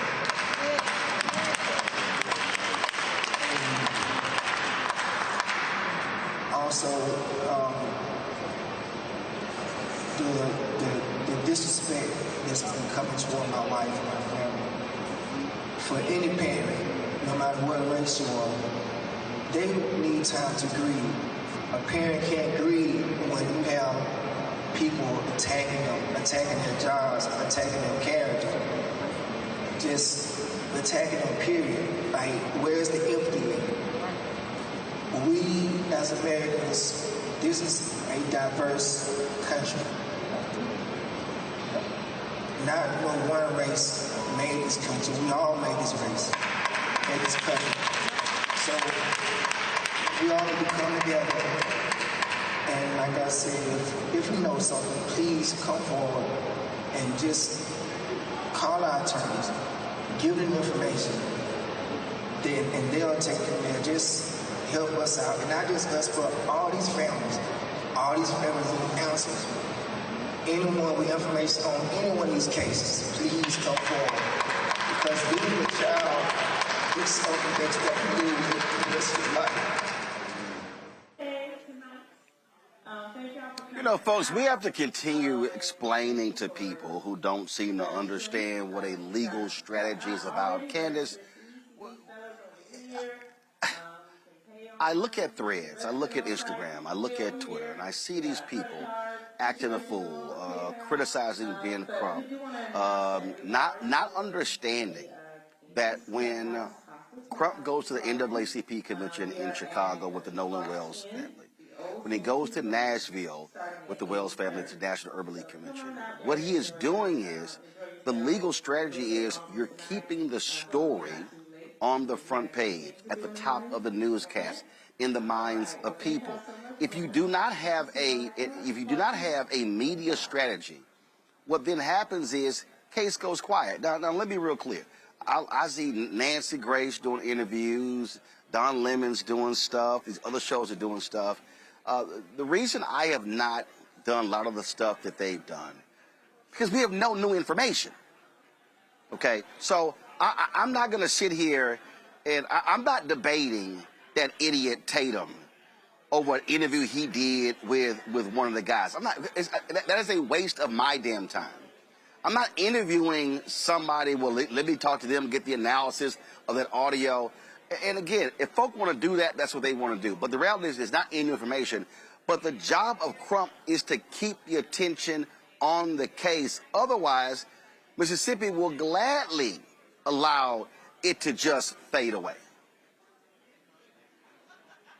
You are exactly correct, because what we've been seeing is speculation. And as you said, there's no new information, and the information that they do have, they're not sharing because it's going to the grand jury, which is a closed proceeding. So I agree with you 100% that all the talk around this, I hope that it can die down, because what you said is correct also. The accountability for the justice system, a lot of it these days happens in the media. Without it, you are not going to keep the case alive. You are not going to get things as quickly as you want. And you are not going to get accountability. Remember that the police already spoke down there and talked about how this was an accident. They already came to their conclusion without an investigation. So that is what we were dealing with, which is why Ben Crump and everybody else involved has to keep this story alive. Now that it goes to the grand jury, we are on a fact-finding mission. The Mississippi Bureau of Investigations has already interviewed dozens of people. The people who were on the boat with Nolan, there were about 6 or 7 people. There were quite a few. They have to be talked to. They subpoenaed, the parents of Nolan subpoenaed the records and made sure to tell Meta and Google, preserve all the records. This is evidence collecting time, whether it's the engineering reports, whether it's the digital footprint. This is the time where you get all the information. Oh, as well, we have the state autopsy, and then we have the autopsy done by Dr. Roger Mitchell in Washington, D.C. So all of that is what the grand jury is now finally going to do. But this may not happen quickly. It will happen quicker, though, than if there wasn't all this attention. Why? Because it's a process, as you know, Roland. This is part of the legal strategy. Do things slowly, talk to everyone, keep the message out there, because now we're going through a discovery phase where we have to get all this information together to present it to members of the grand jury. So that is where we are, and hopefully people will kind of wait, because that really is what we are in the middle of right now. It's now just a wait and see. There's nothing anybody can do. The information is, we're not hearing about it as much, and that's where we are right now. See, for me, Joy, I just can't. I hate speculation. I just can't sit here and do a whole show on speculation. And let me be real clear. It can get clicks. It can get views. That's great. But all you're doing is, in essence, repeating the same thing. And that's just not what I do. Yeah, no, I think that's right. This is not a time for speculation. We want to keep the pressure up. We also want to send to anyone who was there, this isn't going to go away. People are not going to forget. So we want you to tell the truth, whatever happened. We're not presupposing. And I love what his parents said. We're not indicting you in advance. We're not saying that. But we do want to know the truth, because things are not matching up. And we know when things don't make sense, it's because we're missing some part of the story. So this isn't going to go away. If you don't want this following you for the rest of your life, you need to tell the truth. You need to come forward. You need to say it. And the pressure up is very important. And that's why we're doing it. But no, we should not be speculating about what we think happened, what might have happened. One, because that can also lead us down the wrong path. This is about, creating because what happens is when... Right, because all the speculation, all it does is get people talking about stuff that's not factual on social media, and then it just simply clouds everything, Michael. And that's the problem when folks just start, well, I think this and I think that, I think this here. If you do not operate from a set of facts, all you do is contributing to the nonsense. And that's their point. That's their purpose. This is, unfortunately, Roland, you've been doing this a long time. I haven't been doing this as long as you, but I've been doing this 16 years, right? And I take a certain factual approach when I cover stories. I've covered thousands of stories. You and I connected when I used to guest host your nationally syndicated radio show. There's things that I see on social media, and people are just making money off of this story, just putting nonsense out, okay? And these are people who... have no conscience. All right. So I hope they get the truth, whatever it is. And the family said this repeatedly. They just want to know what happened to Nolan Wells. They want the facts. And we talked about this last Friday, Roland, with the district attorney, Angel Myers McElrath, saying that they're going to the grand jury. And if people look at the piece from ABC News that talks about the autopsy being completed, the official autopsy, it said in that piece that the DA's office said convening a grand jury does not mean there is any criminality and is standard procedure for most unnatural or suspicious deaths in the county. And last Friday, I asked the question, if they go to the grand jury, who's the suspect going to be? So we don't know if they have a suspect already or if there won't be. Don't know. Whatever it is, we want the facts. We want the truth to come out. Let's give an update in the case of Sonia Massey. The cop who was convicted of her murder has been denied release. The Illinois Prisoner Review Board unanimously denied former Sangamon County Sheriff's Deputy Sean Grayson an early release. In May, Grayson requested early release under Illinois' Joe Coleman Act after receiving a stage 4 colon cancer diagnosis. Grayson was convicted of second-degree murder and sentenced to 20 years in prison in January for killing Massey in her home in 2024. Massey's family was against the early release, saying he should pay for what he did. The family's attorneys, Ben Krupp and Antonio Romanucci, said in a joint statement, the Prisoner Review Board made the right decision and reaffirmed the jury's verdict in the sentence the court imposed. A badge does not provide an early way out. All right, folks. Donald Trump once said that if he could shoot somebody on Fifth Avenue, his supporters would not care. Well, a new poll from Politico says that's not a lie. The majority of those polls said they would literally stick with their GOP candidate even if they were hit with a variety of scandals, including a DUI conviction, accepting lobbyist gifts, domestic violence, sexual assault, and anti-Semitic social media posts. 2/3 of self-identified MAGA Trump voters say they will continue supporting a Republican accused of sexual assault, 13 percentage points higher than the share of Trump's 2024 voters, which include those who do not identify as MAGA. By comparison, 40% of voters who backed former Vice President Kamala Harris in 2024 will continue backing a Democratic candidate accused of sexual assault. That means 60% wouldn't.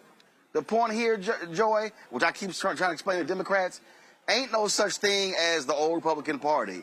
These people care about power, and they don't care about scandal.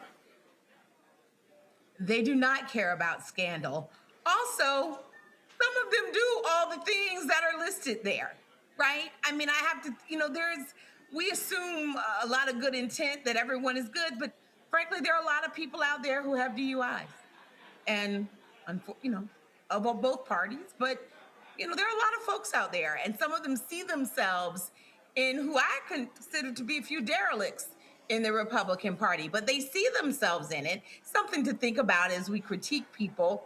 We have to be careful because sometimes we're critiquing the voters, and they don't think that they should have people better than them in the White House, which is why sometimes they take comfort with a Donald Trump or a Pete Hegseth or any number of loser who is working in this administration, people that we would think are not fit. They are like, sure, why not? I think the Democratic Party has got to be careful that we don't require perfection in our officials, but there ought to be some baseline. If you've been accused of sexual deviancy, there's a line that you shouldn't cross. And it's not fit for public service, especially when you really haven't apologized for it. Candace, you got a Republican Congressman, Max Miller from Ohio, who's been accused of beating, throwing hot water, and scalding his ex-wife. What's insane is his ex-wife is the daughter of the senator from Ohio, Marino, and he ain't said a damn word.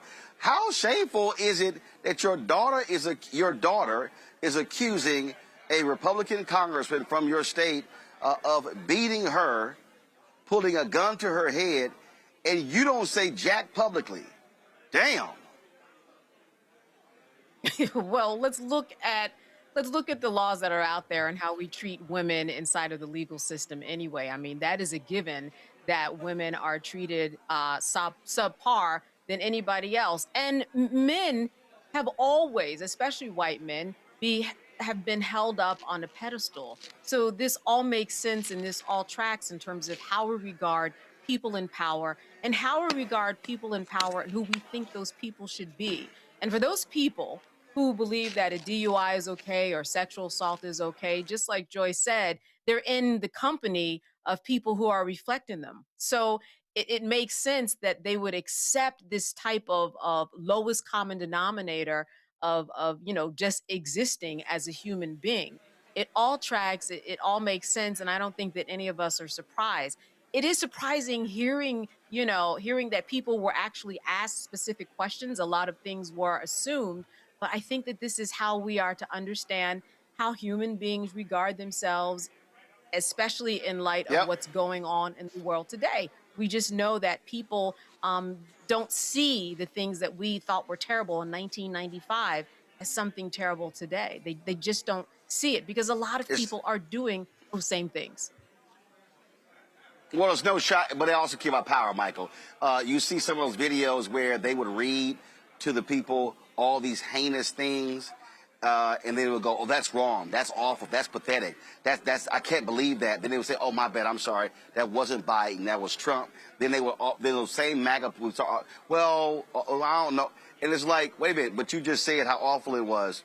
They give excuses when it's Trump and his maggots. First and foremost, keep in mind that MAGA is a cult, okay? And it preys on ignorant people. So you have to start with that premise. And, the Access Hollywood tape, when that was revealed, any other presidential candidate, that would have been the end of their presidency. Okay. And that was back in 2016. Okay. So now you have Donald Trump, who was found liable of sexually abusing E. Jean Carroll. Okay. And you said, and 66% of these Trump maggot voters said they would excuse a Republican candidate who was accused of sexual abuse. 72% said they would excuse a Republican candidate of domestic violence allegations, what have you. So they have totally, this was supposed to be the party of family values, Roland. What happened to that? They've totally lost their morality. But yes, this is a power grab. This is all about power. They do not care about morality, but these are also the people who claim to be Christians. No, this is white Christian nationalism that you have. This has nothing to do with the teachings of Jesus the Christ or Yeshua. This is white Christian nationalism. This is all about power, and these maggots have to be defeated. All right, folks, got to go to break. We come back. A former FCC commissioner, I'll chat with her about how Donald Trump is using the FCC to try to bring broadcasters to their knees to do his bidding. You're watching Roland Martin Unfiltered on the Black Star Network. All right, folks, let me get personal for a second. My mom had questions about her Medicare, so she called Chapter, a Medicare advisory company, and she texted me right after saying it's a great benefit. It was easy. A real person walked her through the whole thing, and now she understands better what's going on. But it's not just her. A woman in Yonkers wrote in saying the process was so simple, the enrollment was easy, and she was so glad she called. Then there's Marilyn, 90 years old, in Florida, living on Social Security. Her premium climbed every single year north of $400 a month for coverage she could barely afford anymore. So what does she do? She called Chapter. They found her the same top-tier coverage for hundreds of dollars less. 90 years old, and finally somebody in her corner. I hear stories like that again and again from our community. The Medicare system was not built to work for you. Too much fine print, too many plans. Yet Chapter's advisors are independent and honest, the only Medicare advisors that compare every plan nationwide. They're focused on one thing, what actually works for you. If you're already in the right plan, they'll tell you. No games. And people who switched with Chapter saved an average of $1,100 a year. All it takes is 20 minutes. You talk to a real person, and it's completely free help. So call Chapter at 724-264-8281, 724-264-8281. That's Chapter. I'm Ryan Wilson, CEO and co-founder of The Gathering Spot, and you're watching Roland Martin Unfiltered on the Black Star Network. Yeah, okay, whatever.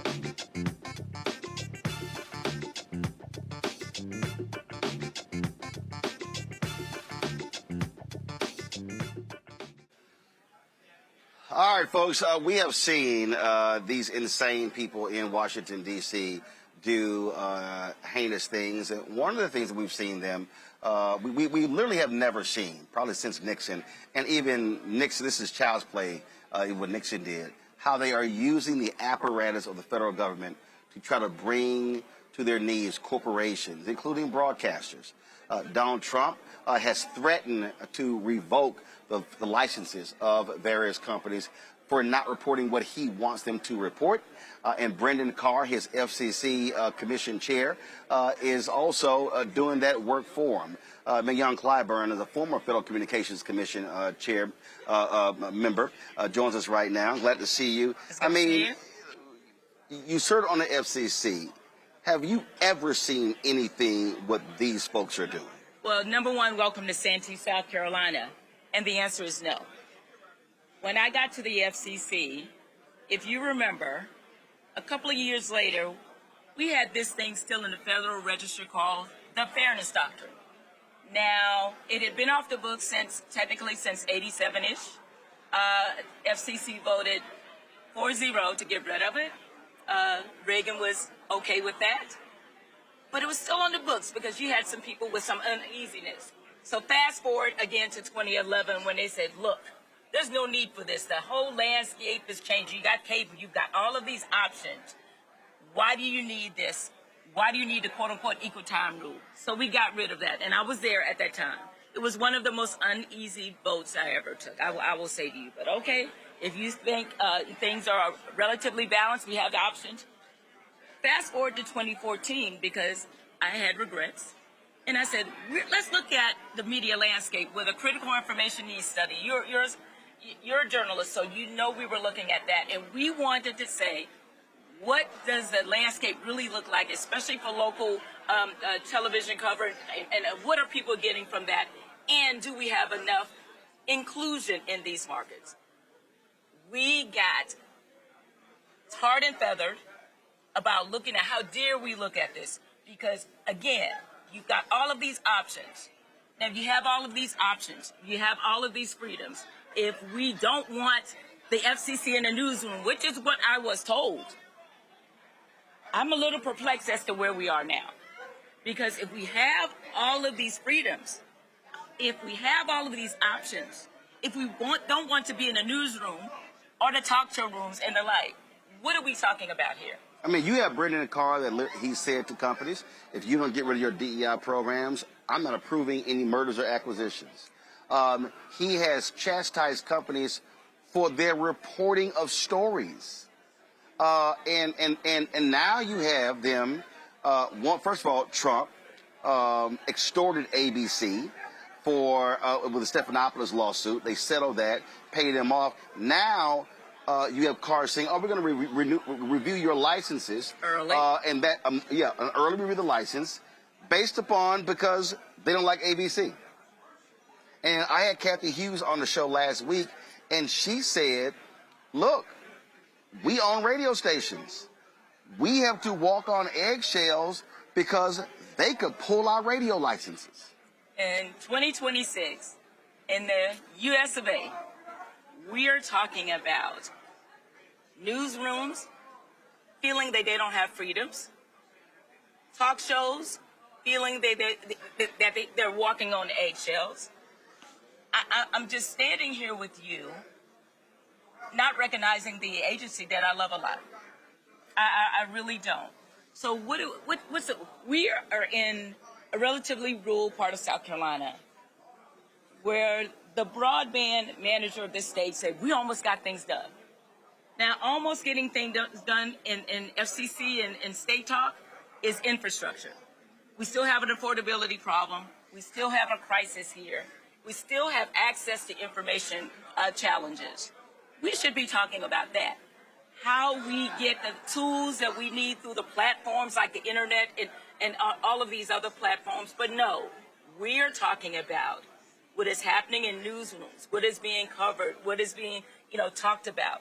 If you have all of these options and opportunities, what does it matter? Because when I wanted more inclusion and looking at a study, I was meddling, I was getting involved in the newsroom, I was attempting to tell owners what to put on, who to hire, and how to conduct themselves. So where are we here? See, the reason this is important because I need the audience to understand. When you talk about even these nationally syndicated radio shows, what people don't understand is those syndicated radio shows are being aired on radio stations. Those radio stations have an FCC license. Now, this is a digital show. We're on YouTube. The FCC does not regulate YouTube. The FCC does not, even though the people keep yelling about Fox News, the FCC does not regulate cable because that's not a broadcast license. Exactly. So the problem that we have is Donald Trump, what they're saying is if these black syndicated radio shows are getting too aggressive, they can literally say, oh, we're going to snatch those local licenses. And what people don't understand is those local radio stations, they're not all corporate owned. Correct. They're also owned by individuals. And so you have individuals, and a lot of those individuals, even the stations that are owned where you have urban stations, a lot of those stations are owned by white conservatives. That was the issue with Tom Joyner, with the Tom Joyner Morning Show. I remember David Cantor was like, well, he was like, we got to be careful having people on so many times. He kept talking about equal time. And I was like, what the hell are you talking about? I said, Salem Broadcasting not doing equal time. What the hell are we doing? But he didn't want to tick off these white guys who own these stations that Tom's show was on. So people need to understand. They might be hearing, well, FCC, does that impact me? It does. Because that station owner or that network could say, hey, y'all hold that commentary down because we don't want to tick the Trump people off. Well, one of the things that we assume is that we can trust those local and national personalities that come over the radio, television, and the like. That we can trust our journalists to tell us the truth as distilled and as brought in, at least some semblance of balance. When you hear about people holding back, people, in some cases, self-censoring. That erodes, to me, the very foundation of this democratic experiment that we have today. Because if you cannot trust the media, then what do we have in terms of the foundation of the democracy? And if somebody else is putting a thumb on the scale, right, that is not locally driven. Well, they're not putting a thumb on the scale. Trump is putting his fat ass on the scale. I'll say that. But the thing, but this is a perfect example of what we keep saying: elections matter. You may not understand that, and people don't understand. At ABC right now, when their shows are on, when The View is having conversations, ABC has lawyers that are in the control room because they're watching every single word and phrase because they're fearful of what Brendan Carr and Trump will do with the FCC to attack their corporation. One of the things that I find gratifying, particularly no matter what platform that we had regulatory influence over, is the fact that I didn't have to disagree with you. I didn't have to agree with you. In disagreement, that's empowerment. We learn from each other. Why would I want, how does this apparatus work? If everything you say I agree with, if everything you do I'm okay with, how do we grow and how do we learn more in terms of information and just knowledge of each other? So if you are making the lens more narrow in terms of the information and the substance of what I get, tell me what good does that do? I learn the most from people I disagree with, and we come to a more common occurrence, a common ground, and I find out more. Right. And we all grow from that. And we're in a period of no growth, in my opinion. Well, first of all, they don't want disagreement. They want, it's a cult. They want you to completely follow whatever they say and do. Last point, the caps. We've had caps in saying that a group can only own a certain percentage of television stations, because what you do not want is, you don't want for someone to own half of the stations in the country or 67, 80%. Now they are considering lifting that, and you have these companies by saying, oh, well, because of the internet, those old rules don't apply. That's nonsense. Local television stations are still where a lot of people get their information from. And what these people want, look, you already have between Sinclair and Nexstar, especially when they had the Tegna merger, those two networks, station groups, own most of the local TV stations in the country. They want to say there are no caps. The caps protected diversity of ownership. Your thoughts on that? I am on record as having an issue with piercing that cap.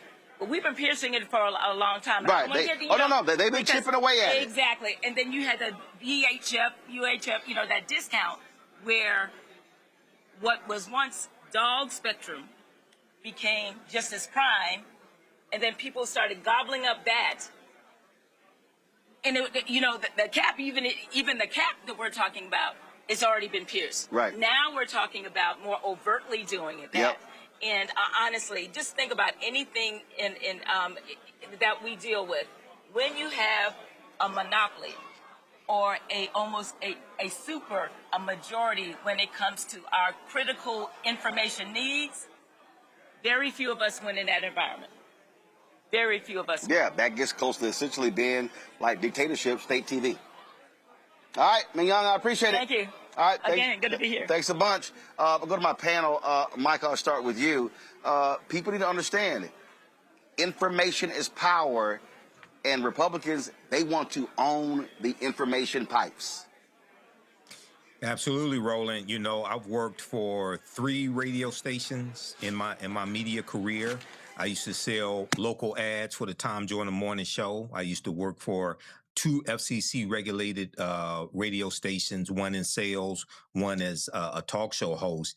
And this is, I think, when we deal with affiliates and nationally syndicated radio, under this administration, this is something that they fear. And I know that you know, what you think, things that you can say on the radio that you probably could say under the Biden-Harris administration. There's a fear of having licenses revoked, or also a lot of people don't know that licenses have to be renewed periodically, okay? And if you talk about certain things like FCC regulated radio, you can't talk about medicinal marijuana because marijuana is still illegal at the federal level, even though in different states they've passed various laws where it's legal. Well, people can file claims if they hear certain things on FCC regulated radio that violates federal policy as well. So these are tough times, especially for African-American owned media. Bottom line here, Joy, people aren't talking about a lot of these issues. You don't hear a conversation about the FCC on many of these other podcasts and shows. I need people to understand, if you are paying attention to what's going on, okay, under the Biden administration, they blocked that acquisition of Tegna. Trump comes in, they approve Tegna going to Nexstar. Nexstar, conservatives. Sinclair, conservatives. They arranged the deal for TikTok to go to conservatives. Twitter, bought by Elon Musk, racist. Then you have CBS, Skydance, David Ellison, using his daddy's money, Larry Ellison, who also controls TikTok.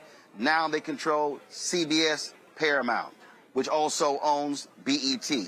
Now the Warner Discovery deal, which means they will be owning CNN. They will be, so when you start looking at the communication, what will they be owning? Cable news, cable networks, TV studios, social media platforms.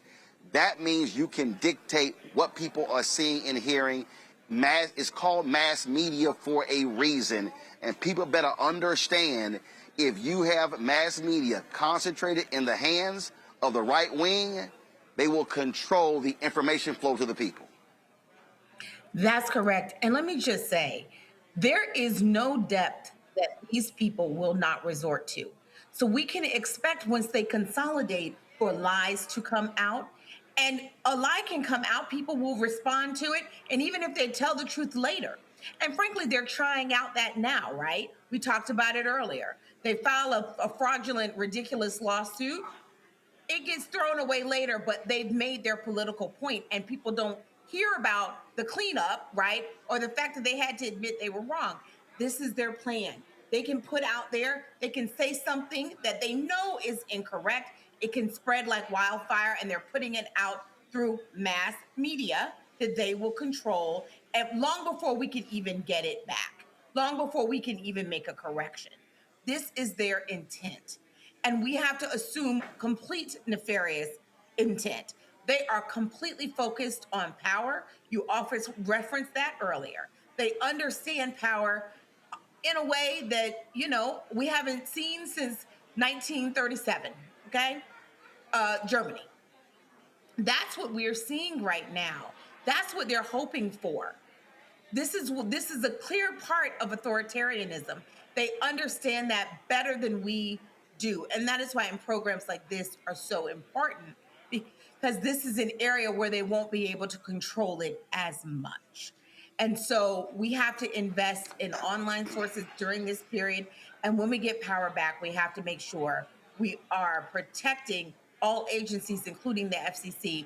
You're correct. Elections matter. Even agencies that you've never heard of and you're not paying attention to, if put in the wrong hands, can be quite damaging, and it'll take a long time to unwind. That's where we are. But what we also have to recognize with what's going on, Candace, is how Trump has been dominating these companies. The Wall Street Journal has an article talking about essentially his corrupt fundraising. How he literally says to companies, yeah, y'all need to give me $25 million. Y'all need to give me $50 million. How he's directing where it goes.